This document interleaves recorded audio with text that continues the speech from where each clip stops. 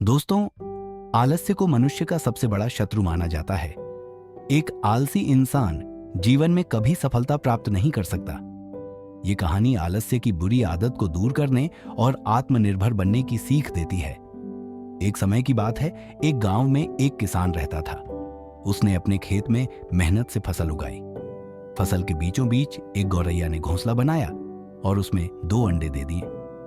कुछ दिनों बाद उन अंडों से 2 प्यारे बच्चे बाहर आ गए। गौरैया अपने बच्चों के साथ खुशी से रहने लगी और भोजन की तलाश में रोज जंगल जाती थी। एक दिन जब गौरैया जंगल से लौटी तो उसने देखा कि उसके बच्चे डरे हुए हैं। उसने पूछा, क्या हुआ बच्चों, तुम इतने डरे हुए क्यों हो? बच्चों ने कहा, माँ, आज किसान खेत में आया था। वह कह रहा था कि कल वह अपने बेटे को फसल काटने के लिए भेजेगा। माँ, हम क्या करेंगे? अभी तो हमने उड़ना भी नहीं सीखा है। माँ गौरैया ने मुस्कुराते हुए कहा, डरो मत बच्चे, कल कोई फसल काटने नहीं आएगा। अगले दिन वही हुआ।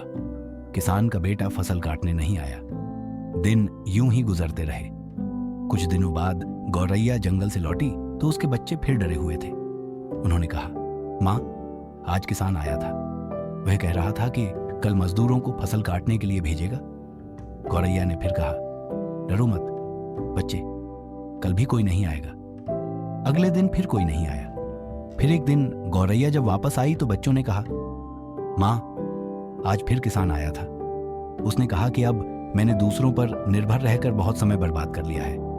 अब मैं खुद कल आकर फसल काटूंगा। ये सुनकर माँ गौरैया गंभीर हो गई। उसने कहा, बच्चों, अब हमें यह स्थान तुरंत छोड़ देना चाहिए। कल किसान जरूर आएगा। बच्चे हैरान हुए। माँ, आप इतने निश्चित कैसे हो? माँ गौरैया ने समझाया, पहली बार किसान अपने बेटे पर निर्भर था, दूसरी बार मजदूरों पर, लेकिन इस बार उसने खुद फसल काटने का निर्णय लिया है। जब इंसान खुद अपने काम की जिम्मेदारी लेता है तभी काम पूरा होता है। बच्चों ने माँ की बात मानी और उड़ने का अभ्यास करके वहां से उड़ गए। अगले दिन किसान आया और फसल काटनी शुरू कर दी। इस कहानी से हमें यह सीख मिलती है कि जब तक हम दूसरों पर निर्भर रहते हैं, हमारा काम अधूरा रह सकता है। लेकिन जब हम स्वयं कार्य करने का निश्चय करते हैं, तभी सफलता निश्चित होती है।